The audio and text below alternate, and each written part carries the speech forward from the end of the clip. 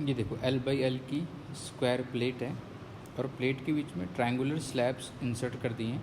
Dielectric constant K1 and K2, separation D, और तुमसे पूछा है कैलकुलेट C इक्वलेंट। ये सेपरेशन D है, ये प्लेट L/L की है, ऊपर वाली प्लेट बस L/L की दिखाई है और बाकी 2D में डायग्राम तुम्हारे सामने है। ठीक, कैलकुलेट C इक्वलेंट। अब देखो इस क्वेश्चन में इसको सबसे पहले पैरेलल में ब्रेक करना सबसे अच्छा रहता है। पहले इसको ऐसे विजुलाइज करो कि अरेंजमेंट ये इस टाइप का अरेंजमेंट है। इस अरेंजमेंट को ऐसे विजुलाइज करो कि ये अरेंजमेंट इस टाइप से है।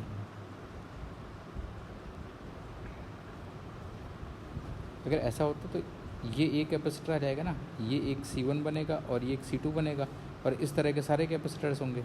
एक और कैपेसिटर देखें, मान लो यहाँ पर अपन इस तरह का, तो एक ये अरेंजमेंट अलग दिखेगा अपने को और ये अरेंजमेंट अलग दिखेगा। ठीक, तो इसको ट्रायंगल को स्टेप्स में ब्रेक कर सकते हैं डिफरेंशियल अप्रोच लेने के लिए। तो इस तरह से इसको विजुलाइज करना स्टार्ट करना है। तो यहाँ से हम x पे एक dx का कैपेसिटर कंसिडर करते हैं, जिसमें ऊपर ये कैपेसिटेंस अलग आएगा और नीचे जो कैपेसिटेंस आएगा वो अलग आएगा। नीचे अलग है और ऊपर अलग है। देखो ऊपर K2 है, नीचे K1 है। तो ये K2 का कैपेसिटर है, ये K1 का कैपेसिटर है और ये जो ऐसा बनेगा ये इस टाइप से बनेगा। यहाँ पर ऊपर इसका एरिया जो दिखेगा वो दिखेगा L/dx। तो मैं ऐसा लिखूँ कि ये DC2 है छोटा सा, ये DC1 है और दोनों मिल के एक DC बनाएंगे। तो DC है वो DC1 DC2 upon DC1 plus DC2 type बनेगा ना, दोनों सीरीज़ में है। बहुत ध्यान से देखो तो DC1 DC2 सीरीज़ में है। ये एंगल थीटा है, ठीक, ये एंगल थीटा है। ये ऊपर की डिस्टेंस ध्यान से देखो, ये डिस्टेंस x हो जाएगी, ये ऊपर की डिस्टेंस x हो जाएगी। तो ऊपर की डिस्टेंस अगर मैं शो करूँ यहाँ पर, तो ये डिस्टेंस जो है ये डिस्टेंस x हो जाएगी।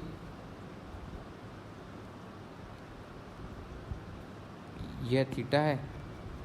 तो ये जो हाइट आएगी ना, ये वाली हाइट, ये हाइट कितनी आ जाएगी? ये आ जाएगी x tan थीटा। और जो ये डिस्टेंस यहाँ से यहाँ तक की, ये डिस्टेंस कितनी आ जाएगी? आ जाएगी d minus x tan theta. ठीक, तो अब मैं यहाँ पर एक बार DC1 लिखूँ तो DC1 की वैल्यू क्या आ जाएगी? DC1 की वैल्यू आ जाएगी DC1 नीचे वाला, ठीक, तो K1 एप्सिलॉन नॉट A क्या हो जाएगा? L/dx अपॉन D कितना होगा यहाँ पर? D होगा d minus x tan theta.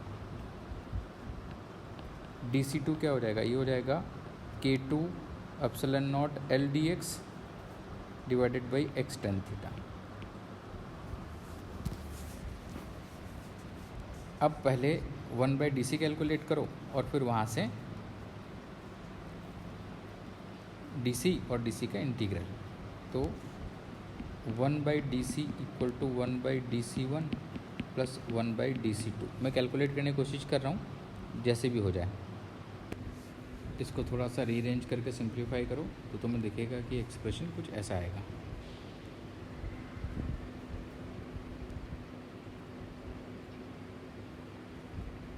ठीक है, अब जितने भी DC आएंगे सब कैसे कनेक्टेड होंगे? सारे पैरेलल में कनेक्टेड होंगे। जैसे एक ये DC आया, फिर एक DC आया, सारे DC पैरेलल में कनेक्टेड होंगे, क्योंकि ये है दो प्लेट्स इसके अबाउट देख रहे हैं अपन। तो C इक्वलेंट क्या हो जाएगा? इसके बाद अगर C इक्वलेंट कैलकुलेट करने के लिए बोलूँ मैं, तो C इक्वलेंट हो जाएगा सभी DC का समेशन, इंटीग्रल ऑफ दिस। ये इंटीग्रेशन हो जाएगा K1 K2 epsilon not L into dx upon ये ऊपर वाला आ जाएगा x into K1 minus K2 into tan theta plus K2D।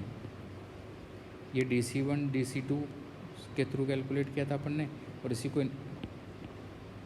1/DC से DC कैलकुलेट किया था, उसी DC को यहाँ रख दिया। ये इंटीग्रेशन आ जाएगा। लिमिट x की कहाँ से कहाँ तक जाएगी? x की लिमिट जाएगी फ्रॉम 0 टू L, 0 से लेके L तक की लिमिट यहाँ पर पूरी रन करेगी। और tan थीटा तुमको पता है कि क्या है? tan थीटा की वैल्यू क्या हो जाएगी? tan theta is D/L। tan theta की वैल्यू है D/L। tan थीटा भी तुम D/L लिख के इसको अप्रोच करना स्टार्ट कर सकते हो, जो कि कांस्टेंट है। अब बस ये इंटीग्रेशन करना बाकी रह गया है। अब यहाँ पर tan थीटा की वैल्यू रखनी है, tan थीटा इज़ D/L और इंटीग्रेशन बहुत बेसिक है। ये इंटीग्रेशन जो है ना, ये इंटीग्रेशन ln ऑफ x हो जाएगा एक तरह से। ये पूरा एक्सप्रेशन बहुत सिंप्लीफाइड है ये, है ना। इसको बहुत ध्यान से देखोगे ना, विजुलाइज करोगे तो इंटीग्रेशन किसका है, dx upon alpha plus beta x का इंटीग्रल, इस फॉर्मेट का इंटीग्रल है ये इंटीग्रेशन बहुत इजीली हो जाएगा। उसके बाद हमको यहाँ पर tan थीटा की वैल्यू रखनी है, d/l यहाँ पर रख दी और tan थीटा की वैल्यू यहाँ पर भी रख दी और इसको सिंप्लीफाई करना है बस। x की लिमिट रख के सिंप्लीफाई करो तो अपने पास एक्सप्रेशन ये आ गया। ठीक है, बस ये अपना रिज़ल्ट हो गया। अब एक बार इतना कर लिया, उसके बाद अगर मैं तुमसे बोलूँ, ये इंटीग्रेशन भाई खुद करना है इसलिए मैंने स्किप कर दिया ये पार्ट। अब मैं तुमसे बोलूँ कि अगर k1 इक्वल टू k2 हो जाए तो क्या आंसर आएगा। पहली बात तो यहाँ पर ये ऑब्ज़र्व करो कि k1 is greater than k2, तो उस केस में तुम्हें दो टर्म्स दिखाई पड़ेंगे यहाँ पर, एक फैक्टर ये दिखाई पड़ रहा है, एक फैक्टर ये दिखाई पड़ रहा है। If k1 is greater than k2 तो दोनों टर्म्स पॉजिटिव हैं। If k1 is less than k2 तो उस केस में भी दोनों टर्म नेगेटिव हो जाएंगे। तो कैपेसिटेंस तो पॉजिटिव आ रहा है, फाइनली कैपेसिटेंस का आंसर तो पॉजिटिव आ रहा है, ये हो गया। अब यहाँ तुमसे पूछूँ मैं, तुम्हारे लिए होमवर्क है, what if k1 equal to k2, k1 equal to k2 हो जाए तो इसको तुम कैसे सॉल्व करोगे ये बताओ।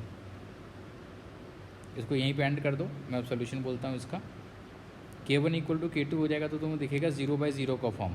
इसका मतलब उस केस में तुम्हें लिमिट अप्लाई करके सॉल्व करने की, limit k1 tending to k2 या k1 minus k2 tending to 0। तो ln का एक्सपेंशन करना पड़ेगा या लिमिट का जो तुम्हारा बेसिक फंडा होता है वो तुमको यूज़ करना पड़ेगा। और जब उसको सॉल्व करोगे ना तो उस केस में कैपेसिटेंस का आंसर आएगा epsilon not L square by D, that is epsilon not A/D into के आएगा साथ में, k1 k2 इक्वल टू के, ठीक, इंटू के, ये आ गया k टाइम्स C नॉट, जो स्टैंडर्ड आंसर आता है उसी आंसर में ये कन्वर्ज हो जाएगा। ठीक है, तो इस तरह से करना था, बेसिक इंटीग्रेशन का ध्यान रखना है और कुछ नहीं।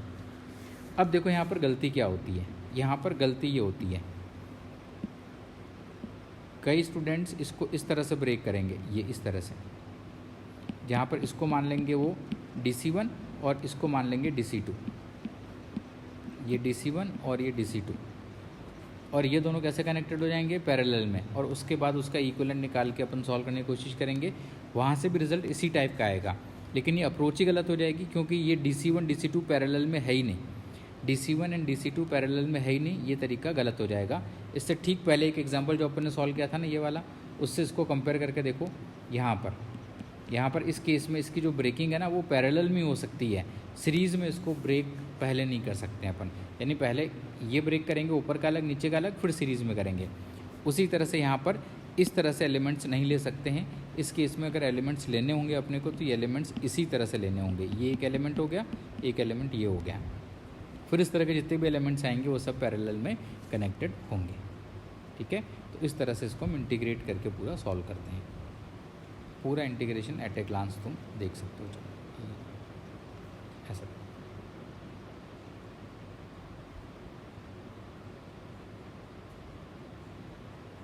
ठीक है, डन।